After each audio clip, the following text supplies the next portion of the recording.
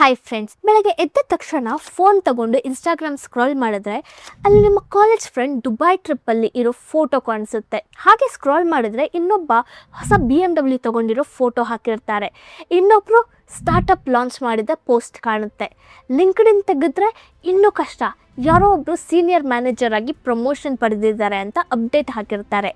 ಆ ಕ್ಷಣ ಫೋನ್ ಕೆಳಗಿಟ್ಟು ನಿಮ್ಮ ಜೀವನನ ನೋಡಿಕೊಂಡ್ರೆ ಆಫೀಸ್ಗೆ ರೆಡಿ ಆಗಬೇಕು, ಹೆವಿ ಟ್ರಾಫಿಕಲ್ಲಿ ಟ್ರಾವೆಲ್ ಮಾಡಬೇಕು, ಕ್ರೆಡಿಟ್ ಕಾರ್ಡ್ EMI ಕಟ್ಟಬೇಕು, ಕೆರಿಯರ್ ಎಲ್ಲಿ ಹೋಗ್ತಿದೆ ಅಂತ ಕ್ಲಾರಿಟಿ ಇಲ್ಲ, ಬ್ಯಾಂಕಲ್ಲಿ ಸೇವಿಂಗ್ಸ್ ಇಲ್ಲ, ನೆಕ್ಸ್ಟ್ ಮಂತ್ ರೆಂಟ್ ಹೇಗೆ ಮ್ಯಾನೇಜ್ ಮಾಡೋದು ಅಂತ ಟೆನ್ಷನ್. ಅವಾಗ ಒಳಗಡೆ ಒಂದು ರೀತಿಯ ಆ್ಯಂಗ್ಸೈಟಿ ಶುರು ಆಗುತ್ತೆ. ನನ್ನ ಏಜ್ಗೆ ನಾನು ತುಂಬ ಹಿಂದೆ ಬಿದ್ದಿದ್ದೀನಾ, ಎಲ್ಲರೂ ಮುಂದೆ ಹೋಗ್ತಿದ್ದಾರೆ, ನಾನು ಮಾತ್ರ ಇಲ್ಲೇ ನಿಂತಿದ್ದೀನಾ ಅಂತ ಅನಿಸೋಕೆ ಶುರು ಆಗುತ್ತಾ? ಇದು ನಿಮಗೆ ಮಾತ್ರ ಆಗ್ತಿಲ್ಲ. ಇಂಡಿಯಾದಲ್ಲಿ ಲಕ್ಷಾಂತರ ಯಂಗ್ಸ್ಟರ್ಸ್ ಪ್ರತಿದಿನ ಇದೇ ಫೀಲಿಂಗ್ ಜೊತೆ ಎದ್ದೇಳ್ತಾರೆ. ಇವತ್ತು ನಾನು ಸಕ್ಸಸ್ ಬಗ್ಗೆ ಮಾತಾಡ್ತಿಲ್ಲ, ನಮಗೆ ಗೊತ್ತಿಲ್ಲದೆ ನಮ್ಮ ಮನಸ್ಸೊಳಗೆ ಇಟ್ಕೊಂಡಿರೋ ಒಂದು ಡೇಂಜರಸ್ ಡೆಡ್ಲೈನ್ ಬಗ್ಗೆ ಮಾತಾಡ್ತೀನಿ. 30 ವರ್ಷ ಆಗೋ ಮೊದಲೇ ಸಕ್ಸಸ್ ಆಗಬೇಕು ಅನ್ನೋ ಆ ಪ್ರೆಷರ್ನ ಬಗ್ಗೆ. ಈ ಪ್ರೆಷರ್ ಹೇಗೆ ನಮ್ಮ ಕಾನ್ಫಿಡೆನ್ಸ್, ಪೀಸ್ ಮತ್ತು ಸೆಲ್ಫ್ ವರ್ತ್ ಮೇಲೆ ಪರಿಣಾಮ ಬೀರುತ್ತೆ ಅನ್ನೋದನ್ನ ಇವತ್ತು ಮಾತಾಡೋಣ. ಆದರೆ ಅದಕ್ಕಿಂತ ಮೊದಲು ಒಂದು ಪ್ರಶ್ನೆ, ನಿನ್ನ ಏಜ್ಗೆ ನೀನು ಇದನ್ನು ಆಲ್ರೆಡಿ ಅಚೀವ್ ಮಾಡಬೇಕಾಗಿತ್ತು ಅಂತ ಯಾರಾದರೂ ನಿಮಗೆ ಹೇಳಿ ನಿಮ್ಮ ಕಾನ್ಫಿಡೆನ್ಸ್ನ ಬ್ರೇಕ್ ಮಾಡಿದ್ದಾರಾ? ನಿಮ್ಮ ಎಕ್ಸ್ಪೀರಿಯನ್ಸ್ನ ಕಮೆಂಟಲ್ಲಿ ಶೇರ್ ಮಾಡಿ. ನಾವು ಲೆಟ್ಸ್ ಗೆಟ್ ಸ್ಟಾರ್ಟೆಡ್. ಮೊದಲನೇ ವಿಷಯ, ನಮ್ಮ ಜನ್ರೇಷನ್ಗೆ ಗೊತ್ತಿಲ್ಲದ ದೊಡ್ಡ ಸ್ಕ್ಯಾಮ್ ಯಾವುದು ಗೊತ್ತಾ? ಸ್ಟಾಕ್ ಮಾರ್ಕೆಟ್ ಸ್ಕ್ಯಾಮ್ ಅಲ್ಲ, ಕ್ರಿಪ್ಟೋ ಸ್ಕ್ಯಾಮ್ ಅಲ್ಲ, ಅದಕ್ಕಿಂತ ದೊಡ್ಡ ಸ್ಕ್ಯಾಮ್ ಅಂದರೆ 30 ವರ್ಷ ಆಗೋ ಮೊದಲು ಸಕ್ಸಸ್ ಆಗಿಲ್ಲ ಅಂದರೆ ಲೈಫಲ್ಲಿ ಫೇಲ್ ಆದ ಹಾಗೆ ಅಂತ ಸೊಸೈಟಿ ನಮ್ಮನ್ನ ನಂಬಿಸ್ತಿದೆ.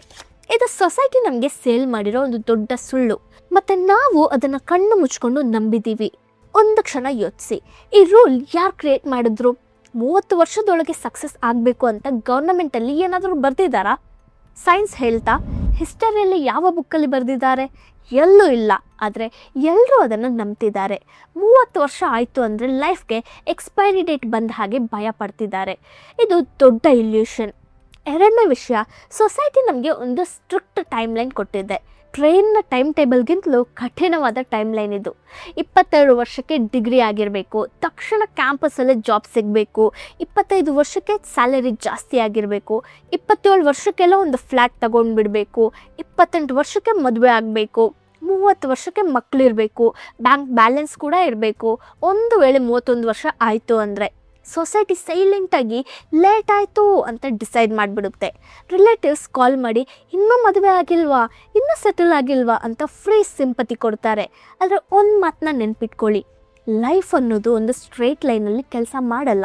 ಪ್ರತಿಯೊಬ್ಬರ ಜೀವನಕ್ಕೂ ಅವರದ್ದೇ ಆದ ಟೈಮ್ ಲೈನ್ ಇರುತ್ತೆ. ಯಾರಿಗೋ 25ಕ್ಕೆ ಸಿಗೋದು ಇನ್ನೊಬ್ರಿಗೆ 35ಕ್ಕೆ ಸಿಗ್ಬೋದು. ಅದು ಲೇಟ್ ಅಲ್ಲ, ಅದು ಅವರ ಜರ್ನಿ. ಮೂರನೇ ವಿಷಯ, ಟೈಮ್ ಬಗ್ಗೆ ನಾವು ಇಟ್ಕೊಂಡಿರೋ ಒಂದು ದೊಡ್ಡ ಇಲ್ಯೂಷನ್ ಇದೆ.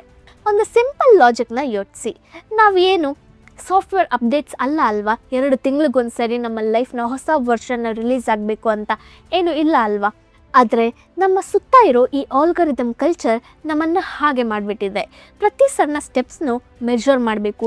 ನಿನ್ನ ಇನ್ಕಮ್ ಎಷ್ಟು, ಫಾಲೋವರ್ಸ್ ಎಷ್ಟು ಅಚೀವ್ ಮಾಡಿದೀಯಾ ಅಂತ ಸೊಸೈಟಿ ಯಾವಾಗಲೂ ನಮ್ಮನ್ನ ವ್ಯಾಲಿಡೇಟ್ ಮಾಡ್ತಾ ಇರುತ್ತೆ. ನಾವು ಕೂಡ ಬೇರೆಯವರ ಪ್ರೋಗ್ರೆಸ್ ಜೊತೆ ನಮ್ಮ ಪ್ರೋಗ್ರೆಸ್ನ ಕಂಪೇರ್ ಮಾಡ್ಕೊಳ್ತಾ ಇರ್ತೀವಿ. ಆ ಕಂಪ್ಯಾರಿಷನಲ್ಲಿ ನಮ್ಮ ಜರ್ನಿನ ಎಂಜಾಯ್ ಮಾಡೋ ಬದಲು ನಾನು ಎಲ್ಲಿದ್ದೀನಿ, ಇನ್ನೂ ಎಷ್ಟು ಹಿಂದೆ ಇದ್ದೀನಿ ಅಂತ ಯೋಚಿಸ್ತಾ ಮಾನಸಿಕವಾಗಿ ತುಂಬ ಸ್ಟ್ರಗಲ್ ಮಾಡ್ತಿದ್ದೀವಿ. ಆದರೆ ನೆನ್ಪಿಟ್ಕೊಳ್ಳಿ, ನೀವು ಸಾಫ್ಟ್ವೇರ್ ಅಪ್ಡೇಟ್ ಅಲ್ಲ. ನಿಮ್ಮ ಗ್ರೋತ್ಗೆ ನಿಮ್ಮದೇ ಟೈಮ್ ಬೇಕು. ನಿಮ್ಮ ಲೈಫ್ನ ವ್ಯಾಲ್ಯೂನ ನಂಬರ್ಸ್, ಫಾಲೋವರ್ಸ್ ಅಥವಾ ಇನ್ಕಮ್ ಮಾತ್ರ ಡಿಸೈಡ್ ಮಾಡಲ್ಲ. 4ನೇ ವಿಷಯ, ನಮ್ಮ ಪೇರೆಂಟ್ಸ್ನ ಜನ್ರೇಷನ್ನಲ್ಲಿ ಒಂದು ವಿಧವಾದ ರೇಸ್ ಇತ್ತು. ಪಕ್ಕದ ಮನೆಯವರು ಅಥವಾ ಆಫೀಸ್ ಕೊಲೀಗ್ಸ್ ಜೊತೆ ಮಾತ್ರ ಕಂಪೇರ್ ಮಾಡ್ಕೊಳ್ತಿದ್ರು ಅಷ್ಟೇ. ಅವರ ಪ್ರಪಂಚ ಒಂದು ರೀತಿಯಲ್ಲಿ ಚಿಕ್ಕದಿತ್ತು. ಆದರೆ ನಮ್ಮ ಜನ್ರೇಷನ್ಗೆ ಒಂದಲ್ಲ, ಒಂದೇ ದಿನ 10 ರೇಸಸ್ ಇವೆ. ಕರಿಯರ್ ರೇಸಲ್ಲಿ ಗೆಲ್ಲಬೇಕು, ಸ್ಯಾಲರಿ ರೇಸ್ನಲ್ಲಿ ಮುಂದೆ ಇರಬೇಕು, ಸ್ಟಾರ್ಟಪ್ ರೇಸ್ನಲ್ಲಿ ಪಾರ್ಟಿಸಿಪೇಟ್ ಮಾಡಬೇಕು, ಫಿಟ್ನೆಸ್ ರೇಸ್ನಲ್ಲಿ ಓಡಬೇಕು, ಮ್ಯಾರೇಜ್ ರೇಸ್ನಲ್ಲಿ ಸ್ಥಾನ ಪಡಿಬೇಕು, ಇನ್ವೆಸ್ಟ್ಮೆಂಟ್ ರೇಸ್ನಲ್ಲಿ ಮುಂದೆ ಇರಬೇಕು, ಸೋಷಿಯಲ್ ಮೀಡಿಯಾ ರೇಸ್ನಲ್ಲಿ ಶೈನ್ ಆಗಬೇಕು. ಇಷ್ಟೆಲ್ಲ ರೇಸಸ್ನ ಒಂದೇ ಸಮಯದಲ್ಲಿ 24 ಗಂಟೆ ಒಳಗೆ ಗೆಲ್ಲಬೇಕು ಅಂತ ನಾವು ಟ್ರೈ ಮಾಡ್ತಿದ್ದೀವಿ. ಹಾಗಾದರೆ ಸ್ಟ್ರೆಸ್ ಬರದೇ ಇರುತ್ತಾ? ಮೈಂಡ್ ಬ್ಲಾಕ್ ಆಗದೇ ಇರುತ್ತಾ? ಖಂಡಿತ ಆಗುತ್ತೆ. ಯಾಕಂದರೆ ನಾವು ಮನುಷ್ಯರು, ಮಷಿನ್ಸ್ ಅಲ್ಲ. ಸೊ ನೀವು ಸ್ಟ್ರಗಲ್ ಮಾಡ್ತಿದ್ದೀರಾ ಅಂತ ನಿಮ್ಮನ್ನ ನೀವು ಬ್ಲೇಮ್ ಮಾಡ್ಕೊಳ್ಬೇಡಿ. ಇದು ನಿಮ್ಮ ತಪ್ಪಲ್ಲ. ನೀವು ಬದುಕ್ತಿರೋ ಈ ಸಿಸ್ಟಮ್ಮೇ ನಿಮ್ಮ ಮೇಲೆ ಇಷ್ಟೊಂದು ರೇಸಸ್ನ ಒಂದೇ ಸಮಯದಲ್ಲಿ ಹಾಕಿರೋದು. 5ನೇ ವಿಷಯ, ಸೈಕಾಲಜಿಯಲ್ಲಿ ಪಾಪ್ಯುಲರ್ ಆಗಿರೋ 10,000 ಅವರ್ಸ್ ರೂಲ್ ಏನು ಹೇಳುತ್ತೆ ಅಂದರೆ, ಯಾವುದೇ ಒಂದು ಫೀಲ್ಡಲ್ಲಿ ಮಾಸ್ಟರಿ ಬರೋಕ್ಕೆ ವರ್ಷಗಳಷ್ಟು ಕನ್ಸಿಸ್ಟೆಂಟ್ ಪಾರ್ಟಿಸಿಪೇಟ್ ಬೇಕು. 22 ವರ್ಷಕ್ಕೆ ಕಾಲೇಜ್ ಮುಗಿಸಿ ಜಾಬ್ ಶುರು ಮಾಡಿದ್ರೆ ಮಾಸ್ಟರಿ ಬರೋಕ್ಕೆ ಟೈಮ್ ಬೇಕು. ಆದರೆ ನಾವು 22ಕ್ಕೆ ಜಾಬ್ ಸೇರಿ 25ಕ್ಕೆ CEO ಆಗಬೇಕು ಅಂತ ಎಕ್ಸ್ಪೆಕ್ಟ್ ಮಾಡ್ತೀವಿ. ಅದು ಒಂದು ಮರ ನೆಟ್ಟ ತಕ್ಷಣ ಹಣ್ಣು ಕೇಳಿದ ಹಾಗೆ. ಸಕ್ಸಸ್ ಅನ್ನೋದು ಸ್ಲೋ ಕುಕ್ಡ್ ಬಿರಿಯಾನಿ ಥರ, ಟೈಮ್ ಬೇಕಾಗುತ್ತೆ. 2 ನಿಮಿಷದ ಮ್ಯಾಗಿ ಮತ್ತು ನೂಡಲ್ಸ್ ಥರ ತಕ್ಷಣ ಸಿಗಲ್ಲ. ಸೊ 30 ವರ್ಷ ಒಳಗೆ ಎಲ್ಲವನ್ನ ಅಚೀವ್ ಮಾಡಬೇಕು ಅನ್ನೋ ಡೆಡ್ಲೈನ್ ಲಾಜಿಕಲಿ ರಿಯಲಿಸ್ಟಿಕ್ ಅಲ್ಲ. 6ನೇ ವಿಷಯ, ಸೋಷಿಯಲ್ ಮೀಡಿಯಾ ಕಂಪ್ಯಾರಿಷನ್. 100 ವರ್ಷದ ಹಿಂದೆ ಒಂದು ಹಳ್ಳಿಯಲ್ಲಿರೋ ಮನುಷ್ಯ ತನ್ನ ಪ್ರೋಗ್ರೆಸ್ನ ತನ್ನ ಸುತ್ತಮುತ್ತ ಇರೋ ಜನರ ಜೊತೆ ಕಂಪೇರ್ ಮಾಡ್ಕೊಳ್ತಿದ್ರು. ಅದು ನ್ಯಾಚುರಲ್. ಆದರೆ ಇವತ್ತು 24 ವರ್ಷದ ಒಬ್ಬ ಹುಡುಗ ಯಾರ ಜೊತೆ ಕಂಪೇರ್ ಮಾಡ್ಕೊಳ್ತಿದ್ದಾನೆ? ಸಿಲಿಕಾನ್ ವ್ಯಾಲಿಯ ಟೆಕ್ ಫೌಂಡರ್ ಜೊತೆ, ದುಬೈಯ ಬಿಸ್ನೆಸ್ ಮ್ಯಾನ್ ಜೊತೆ, ಮುಂಬೈಯ ಇನ್ಫ್ಲೂಯೆನ್ಸರ್ ಜೊತೆ, ಅಂದರೆ ಇಡೀ ಪ್ರಪಂಚದ ಜೊತೆ ಪ್ರತಿದಿನ ಕಂಪೇರ್ ಮಾಡ್ಕೊಳ್ತಿದ್ದಾನೆ. ಆದರೆ ನಮ್ಮ ಬ್ರೈನ್ ಇಷ್ಟು ಜನರ ಜೊತೆ ಕಂಪೇರ್ ಮಾಡ್ಕೊಳ್ಳೋಕ್ಕೆ ಇವಾಲ್ವ್ ಆಗಿಲ್ಲ. ಅದಕ್ಕೆ ಯಾವಾಗಲೂ ಟಯರ್ಡ್, ಬಿಹೈಂಡ್ ಅಂತ ಅನಿಸುತ್ತೆ. ಫಿಸಿಕಲಿ ನಾವು ಸ್ಕ್ರೀನ್ ಮುಂದೆ ಕೂತಿರ್ತೀವಿ, ಆದರೆ ಮೆಂಟಲಿ ಪ್ರತಿದಿನ ಒಂದು ದೊಡ್ಡ ಮ್ಯಾರಥಾನ್ ನೋಡ್ತಿದ್ದೀವಿ. ಟಾಪಿಕ್ನ ಕಂಟಿನ್ಯೂ ಮಾಡೋಕ್ಕಿಂತ ಮುಂಚೆ ಇಂತಹ ಇನ್ನಷ್ಟು ಯೂಸ್ಫುಲ್ ಕಂಟೆಂಟ್ಗೋಸ್ಕರ ನಮ್ಮ ಚಾನಲ್ನ ಸಬ್ಸ್ಕ್ರೈಬ್ ಮಾಡ್ಕೊಳ್ಳಿ, ವಿಡಿಯೋಗೆ ಲೈಕ್ ಮಾಡಿ, ನಿಮ್ಮ ಫ್ರೆಂಡ್ಸ್ ಜೊತೆ ಶೇರ್ ಮಾಡಿ. ಈ ಕಂಟೆಂಟ್ ಇನ್ನಷ್ಟು ಜನರಿಗೆ ರೀಚ್ ಆಗೋಕ್ಕೆ ವಿಡಿಯೋನ ಹೈಪ್ ಮಾಡಿ. 7ನೇ ವಿಷಯ, ಲಿಂಕ್ಡ್ಇನ್ ಮತ್ತು ಸರ್ವೈವರ್ ಬಯಾಸ್. ಇನ್ಸ್ಟಾಗ್ರಾಮ್ ನೋಡಿದ್ರೆ ನಮಗೆ ಹಣ ಇಲ್ಲ ಅಂತ ಬೇಜಾರಾಗುತ್ತೆ. ಲಿಂಕ್ಡ್ಇನ್ ನೋಡಿದ್ರೆ ಸರಿಯಾದ ಜಾಬ್ ಇಲ್ಲ ಅಂತ ಅನಿಸುತ್ತೆ. ಪ್ರತಿದಿನ ಯಾರೋ ಒಬ್ಬರು ದೊಡ್ಡ ಕಾಲೇಜ್ ಸೇರಿದ್ರು, ಬೇರೆ ಕಂಟ್ರಿಗೆ ಹೋದರು, ಟಾಪ್ ಕಂಪನಿಯಲ್ಲಿ ಪ್ರಮೋಷನ್ ಸಿಕ್ತು ಅಂತ ಪೋಸ್ಟ್ ಮಾಡ್ತಾರೆ. ಅದನ್ನ ನೋಡಿ ಎಲ್ಲರೂ ಮುಂದೆ ಹೋಗ್ತಿದ್ದಾರೆ, ನಾನು ಮಾತ್ರ ಇಲ್ಲೇ ಇದ್ದೀನಿ ಅಂತ ಅನಿಸುತ್ತೆ. ಆದರೆ ರಿಯಾಲಿಟಿ ಏನಂದರೆ, ಆ ಸಕ್ಸಸ್ ಪೋಸ್ಟ್ ಹಾಕಿರೋ ವ್ಯಕ್ತಿಗೂ ತನ್ನ ಫ್ಯೂಚರ್ ಬಗ್ಗೆ ಇನ್ಸೆಕ್ಯೂರಿಟಿ ಇರ್ಬೋದು. ಸೈಕಾಲಜಿಯಲ್ಲಿ ಇದನ್ನು ಸರ್ವೈವರ್ ಬಯಾಸ್ ಅಂತ ಕರೀತಾರೆ.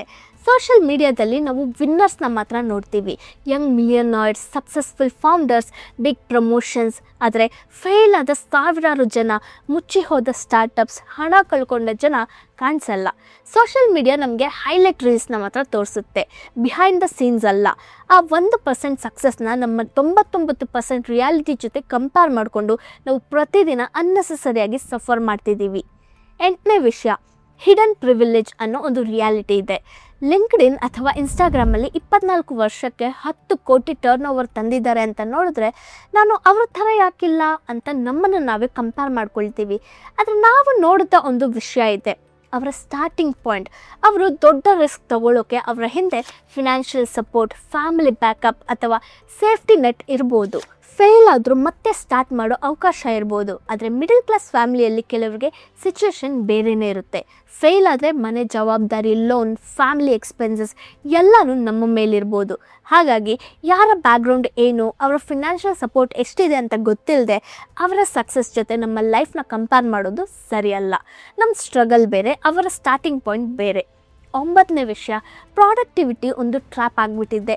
ಇಂಟರ್ನೆಟ್ಟಲ್ಲಿ ಹೊಸ ಟ್ರೆಂಡ್ ಶುರುವಾಗಿದೆ. ಬೆಳಗ್ಗೆ 5 ಗಂಟೆಗೆ ಎದ್ದೇಳಬೇಕು, ಕೋಲ್ಡ್ ಶವರ್ ಮಾಡಬೇಕು, ಜಿಮ್ಗೆ ಹೋಗಬೇಕು, ಮೆಡಿಟೇಷನ್ ಮಾಡಬೇಕು, AI ಕಲಿಬೇಕು, ಸ್ಟಾಕ್ ಮಾರ್ಕೆಟ್ ನೋಡಬೇಕು, ಕಂಟೆಂಟ್ ಕ್ರಿಯೇಟ್ ಮಾಡಬೇಕು ಅಂತ. ಜಸ್ಟ್ ಥಿಂಕ್ ಮಾಡಿ, ನಾವು ಹ್ಯೂಮನ್ಸಾ ಅಥವಾ ಕಂಪನಿ ಶುರು ಮಾಡ್ತಿದ್ದೀವ? ಜನ ಗೊತ್ತಿಲ್ಲದೆ ಪ್ರಾಡಕ್ಟಿವಿಟಿ ಮಿಷನ್ಸ್ ಆಗಿಬಿಟ್ಟಿದ್ದಾರೆ. ಸಂಡೇ ಒಂದು ಮೂವಿ ನೋಡ್ತಾ ರಿಲ್ಯಾಕ್ಸ್ ಆದರೂ ನಾನು ಟೈಮ್ ವೇಸ್ಟ್ ಮಾಡ್ತಿದ್ದೀನಾ, ಹಿಂದೆ ಬೀಳ್ತಿದ್ದೀನಾ ಅಂತ ಗಿಲ್ಟ್ ಫೀಲ್ ಆಗ್ತಾರೆ. ಆದರೆ ಒಂದು ಮಾತು ನೆನಪಿರಲಿ, ಪ್ರಾಡಕ್ಟಿವಿಟಿ ಮತ್ತು ಹ್ಯಾಪಿನೆಸ್ ಒಂದೇ ಅಲ್ಲ. ಸದಾ ಕೆಲಸ ಮಾಡ್ತಾ ಇರೋದು ಜೀವನದ ಗೋಲ್ ಅಲ್ಲ. ರೆಸ್ಟ್, ಪೀಸ್ ಮತ್ತು ಹ್ಯಾಪಿನೆಸ್ ಕೂಡ ಜೀವನದ ಒಂದು ಭಾಗ. ಇಲ್ಲ ಅಂದರೆ ಎಷ್ಟೇ ಅಚೀವ್ ಮಾಡಿದ್ರೂ ಕೊನೆಗೆ ಬರ್ನ್ಔಟ್ ಮಾತ್ರ ಉಳಿಯುತ್ತೆ. 10ನೇ ವಿಷಯ, ಡಿಗ್ರಿ ಟ್ರ್ಯಾಪ್ ಮತ್ತು ಸಂಕ್ ಕಾಸ್ಟ್. ಸೈಕಾಲಜಿಯಲ್ಲಿ ಇದನ್ನು ಸಂಕ್ ಕಾಸ್ಟ್ ಫ್ಯಾಲಸಿ ಅಂತ ಕರೀತಾರೆ. 22 ವರ್ಷಕ್ಕೆ ಇಂಜಿನಿಯರಿಂಗ್ ಅಥವಾ ಬೇರೆ ಡಿಗ್ರಿ ಮುಗಿಸಿ ಜಾಬ್ ಸೇರ್ಕೊಳ್ತೀವಿ. 25 ವರ್ಷಕ್ಕೆ ಬಂದಾಗ ಈ IT ಜಾಬ್ ನನಗೆ ಇಷ್ಟ ಇಲ್ಲ, ಬೇರೆ ಫೀಲ್ಡ್ಗೆ ಹೋಗಬೇಕು ಅಂತ ಅನಿಸ್ಬೋದು. ಆದರೆ ಇವಾಗ ಹೊಸದಾಗಿ ಸ್ಟಾರ್ಟ್ ಮಾಡಿದ್ರೆ ನನ್ನ 3 ವರ್ಷದ ಎಕ್ಸ್ಪೀರಿಯೆನ್ಸ್, 4 ವರ್ಷದ ಡಿಗ್ರಿ ಎಲ್ಲನೂ ವೇಸ್ಟ್ ಆಗುತ್ತೆ. ಫ್ರೆಂಡ್ಸ್ಗಿಂತ ಹಿಂದೆ ಬೀಳ್ತೀನಿ ಅಂತ ಭಯ ಆಗುತ್ತೆ. ಆ ಭಯದಿಂದ ಇಷ್ಟ ಇಲ್ಲದೆ ಇರೋ ಜಾಬ್ನಲ್ಲೇ ಜೀವನ ಪೂರ್ತಿ ಉಳ್ಕೊಂಡಿರ್ತೀವಿ. ಆದರೆ ಒಂದು ಮಾತು ಕೇಳಿ, ನಿಮಗೆ ಇಷ್ಟ ಇಲ್ಲದ ಫೀಲ್ಡಲ್ಲಿ ಇನ್ನೂ 30 ವರ್ಷ ಕಷ್ಟಪಡೋಕ್ಕಿಂತ ಇವಾಗ ಝೀರೋದಿಂದ ಶುರು ಮಾಡೋದು ಬಹಳ ಬೆಟರ್. ತಪ್ಪಾದ ಟ್ರೈನ್ ಹತ್ತಿದ್ದೀರಾ ಅಂತ ಗೊತ್ತಾದರೆ ಎಷ್ಟು ಬೇಗ ಇಳಿತೀರೋ ಅಷ್ಟು ಟೈಮ್ ಮತ್ತು ಎನರ್ಜಿ ಉಳಿಯುತ್ತೆ. 26 ವರ್ಷಕ್ಕೆ ಕರಿಯರ್ ಶಿಫ್ಟ್ ಮಾಡೋದು ಫೇಲ್ಯೂರ್ ಅಲ್ಲ, ಅದು ನಿಮ್ಮ ಜೀವನದ ಬಗ್ಗೆ ಒಂದು ಬ್ರೇವ್ ಆದ ಡಿಸಿಷನ್ ತಗೊಳ್ಳೋದು. 11ನೇ ವಿಷಯ, ಬ್ಯಾಂಬೂ ಟ್ರೀ ಬಗ್ಗೆ ಒಂದು ಮಾತು ಕೇಳಿ. ಒಂದು ಬ್ಯಾಂಬೂ ಸೀಡ್ ನೆಟ್ಟ ಮೇಲೆ ಎಷ್ಟು ದಿನ ನೀರು ಹಾಕಿದ್ರೂ ಹೊರಗಡೆ ಒಂದು ಸಣ್ಣ ಎಲೆ ಕೂಡ ಕಾಣಿಸ್ದೇ ಇರ್ಬೋದು. ನೋಡೋ ಜನಕ್ಕೆ ಏನೂ ಆಗ್ತಿಲ್ಲ, ಎಲ್ಲನೂ ವೇಸ್ಟ್ ಆಯಿತು ಅಂತ ಅನಿಸುತ್ತೆ. ಆದರೆ ಒಳಗಡೆ ಅದರ ರೂಟ್ಸ್ ನಿಧಾನವಾಗಿ ನೆಲದೊಳಗೆ ಹರಡಿ ಸ್ಟ್ರಾಂಗ್ ಆಗ್ತಿರುತ್ತೆ. ಒಂದು ಹಂತಕ್ಕೆ ಬಂದ ಮೇಲೆ ಇದ್ದಕ್ಕಿದ್ದಂತೆ ಅದು ವೇಗವಾಗಿ ಬೆಳೆಯೋಕ್ಕೆ ಶುರು ಆಗುತ್ತೆ. ನಮ್ಮ ಸಕ್ಸಸ್ ಕೂಡ ಅದೇ ರೀತಿ. ಈ ಬ್ಯಾಂಬೂ ಸ್ಟೋರಿ ಬಗ್ಗೆ ನಾನು ಆಲ್ರೆಡಿ ಒಂದು ವಿಡಿಯೋದಲ್ಲಿ ಹೇಳಿದ್ದೀನಿ. ಸೊ ಹೊರಗಡೆ ರಿಸಲ್ಟ್ ಕಾಣಿಸ್ಲಿಲ್ಲ ಅಂದರೆ ಒಳಗಡೆ ಗ್ರೋತ್ ಆಗ್ತಿಲ್ಲ ಅಂತ ಅಲ್ಲ.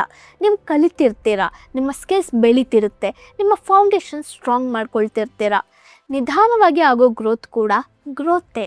ಕೆಲವೊಮ್ಮೆ ನಿಧಾನವಾಗಿ ಬೆಳೆದ ರೂಟ್ಸೇ ಮುಂದೆ ನಿಮ್ಮನ್ನ ತುಂಬ ಎತ್ತರಕ್ಕೆ ಕರ್ಕೊಂಡೋಗುತ್ತೆ.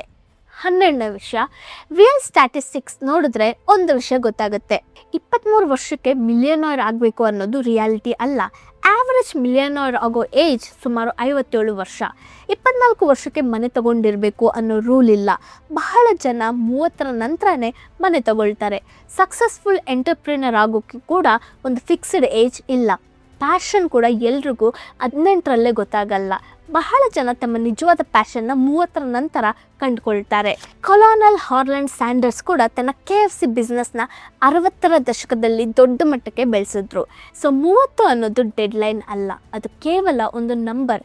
13ನೇ ವಿಷಯ, ಬ್ರೈನ್ ಮತ್ತು ಏಜ್ನ ಬಗ್ಗೆ ಒಂದು ದೊಡ್ಡ ಸುಳ್ಳಿದೆ. 30 ವರ್ಷ ಆದಮೇಲೆ ಹೊಸದನ್ನು ಕಲಿಯೋಕ್ಕಾಗಲ್ಲ, ಬ್ರೈನ್ ಸ್ಲೋ ಆಗುತ್ತೆ ಅಂತ ಹೇಳ್ತಾರೆ. ಆದರೆ ಅದು ನಿಜ ಅಲ್ಲ. ನಮ್ಮ ಬ್ರೈನಲ್ಲಿ ನ್ಯೂರೋಪ್ಲಾಸ್ಟಿಸಿಟಿ ಅನ್ನೋ ಪವರ್ ಇದೆ. ಅಂದರೆ 35 ಅಥವಾ 40 ವರ್ಷದಲ್ಲೂ ಹೊಸ ಸ್ಕಿಲ್ನ ಕಲ್ತ್ಕೊಳ್ಬೋದು. ಕೋಡಿಂಗ್ ಲ್ಯಾಂಗ್ವೇಜ್ ಕಲಿಬೋದು, ಹೊಸ ಬಿಸ್ನೆಸ್ ಶುರು ಮಾಡ್ಬೋದು. ನಮ್ಮ ಬ್ರೈನ್ಗೆ ಒಂದು ಫಿಕ್ಸ್ಡ್ ಎಕ್ಸ್ಪೈರಿ ಡೇಟ್ ಇಲ್ಲ. ಸೊಸೈಟಿ ಫಿಕ್ಸ್ ಮಾಡಿರೋ ಡೆಡ್ಲೈನ್ನ ನಿಮ್ಮ ಮೈಂಡ್ ಒಳಗೆ ಇಟ್ಕೊಂಡು ನನಗೆ ವಯಸ್ಸಾಯಿತು, ಇನ್ನು ನನ್ನಿಂದ ಆಗಲ್ಲ ಅಂತ ನೀವೇ ನಿಮ್ಮ ಮೇಲೆ ಬೌಂಡರೀಸ್ ಹಾಕ್ಕೊಳ್ಬೇಡಿ. 30s ಅಂದರೆ ಎಂಡ್ ಅಲ್ಲ, ಅದು ಎಕ್ಸ್ಪೀರಿಯನ್ಸ್, ಮೆಚ್ಯೂರಿಟಿ ಮತ್ತು ಕ್ಲಾರಿಟಿ ಜೊತೆ ಹೊಸದಾಗಿ ಸ್ಟಾರ್ಟ್ ಮಾಡೋ ಏಜ್.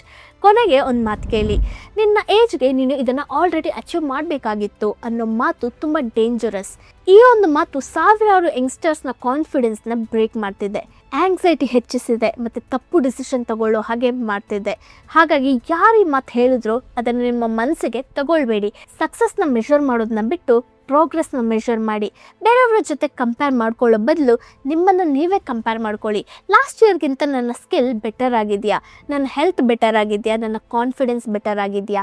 ಈ ಪ್ರಶ್ನೆಗಳಿಗೆ ನಿಮ್ಮ ಆನ್ಸರ್ ಹೌದು ಅಂದರೆ ನೀವು ಸರಿಯಾದ ದಾರಿಯಲ್ಲೇ ಹೋಗ್ತಿದ್ದೀರಾ. ಈ 30 ವರ್ಷ ಡೆಡ್ಲೈನ್ ಅನ್ನೋದು ಒಂದು ದೊಡ್ಡ ಮಿತ್. ಇಡೀ ಪ್ರಪಂಚ ಓಡ್ತಿರೋವಾಗ ನಾನು ಸ್ವಲ್ಪ ನಿಂತು ಪ್ರಶಾಂತವಾಗಿ ಉಸಿರಾಡ್ತೀನಿ ಅಂತ ಹೇಳೋ ಧೈರ್ಯ ನಿಮ್ಮಲ್ಲಿರಲಿ. ನನಗೆ ಗೊತ್ತಿಲ್ಲದ ರೇಸಲ್ಲಿ ನಾನು ಓಡಲ್ಲ, ನನ್ನ ಪೇಸ್ನಲ್ಲಿ, ನನ್ನ ದಾರಿಯಲ್ಲಿ ನಾನು ಪ್ರಶಾಂತವಾಗಿ ಮುಂದೆ ಹೋಗ್ತೀನಿ ಅಂತ ಹೇಳೋ ಶಕ್ತಿ ನಿಮ್ಮಲ್ಲಿರಲಿ. ನಿಮಗೆ 22 ವರ್ಷ ಆಗಿರಲಿ, 25 ಆಗಿರಲಿ, 30 ಅಥವಾ 35 ಆಗಿರಲಿ, ನೀವು ಲೇಟ್ ಆಗಿಲ್ಲ. ನಿಮ್ಮ ಲೈಫ್ ಒಂದು ಯೂನಿಕ್ ಜರ್ನಿ. ಅದನ್ನ ಬೇರೆಯವರ ಜರ್ನಿ ಜೊತೆ ಕಂಪೇರ್ ಮಾಡೋ ಅವಶ್ಯಕತೆ ಇಲ್ಲ. ನಿಮ್ಮನ್ನ ಡಿಫೈನ್ ಮಾಡೋದು ನಿಮ್ಮ ಏಜ್ ಅಲ್ಲ, ನಿಮ್ಮ ಸ್ಯಾಲರಿ ಅಲ್ಲ, ಬೇರೆಯವರ ಒಪಿನಿಯನ್ ಕೂಡ ಅಲ್ಲ. ನೀವು ಪ್ರತಿದಿನ ಎಷ್ಟು ಗ್ರೋ ಆಗ್ತಿದ್ದೀರಾ, ಎಷ್ಟು ಪ್ರೋಗ್ರೆಸಿವ್ ಆಗಿದ್ದೀರಾ ಅನ್ನೋದೇ ಮುಖ್ಯ. ಇವತ್ತಿನ ವಿಡಿಯೋ ನಿಮಗೆ ಯೂಸ್ಫುಲ್ ಆಯಿತಾ? ನಿಮ್ಮ ಜೀವನದಲ್ಲೂ ಈ 30 ವರ್ಷ ಡೆಡ್ಲೈನ್ ಪ್ರೆಷರ್ ಫೀಲ್ ಮಾಡಿದ್ದೀರಾ? ನಿಮ್ಮ ಎಕ್ಸ್ಪೀರಿಯನ್ಸ್ನ ಕಮೆಂಟಲ್ಲಿ ಶೇರ್ ಮಾಡಿ. ಈ ವಿಡಿಯೋ ನಿಮ್ಮ ಫ್ರೆಂಡ್ಸ್ ಜೊತೆ ಶೇರ್ ಮಾಡಿ. ಅವ್ರಿಗೂ ಈ ಪ್ರೆಷರ್ ಇದ್ದರೆ ಒಂದು ರಿಲೀಫ್ ಸಿಗ್ಬೋದು. ಇಂತಹ ಇನ್ನಷ್ಟು ಯೂಸ್ಫುಲ್ ಕಂಟೆಂಟ್ಗೋಸ್ಕರ ಪುಷ್ಪ ಪ್ರಸಂಗ ಚಾನಲ್ನ ಸಬ್ಸ್ಕ್ರೈಬ್ ಮಾಡಿ. ವಿಡಿಯೋಗೆ ಲೈಕ್ ಮಾಡಿ. ಏನಾದರೂ ಡೌಟ್ ಇದ್ದರೆ ಅಥವಾ ಯಾವ ಟಾಪಿಕ್ ಬೇಕು ಅಂತ ಅನಿಸುತ್ತೋ ಅದನ್ನ ಕಮೆಂಟ್ ಮಾಡಿ. ವಿಡಿಯೋನ ಹೈಪ್ ಮಾಡೋಕ್ಕೆ ಮರಿಬೇಡಿ. Thanks for watching.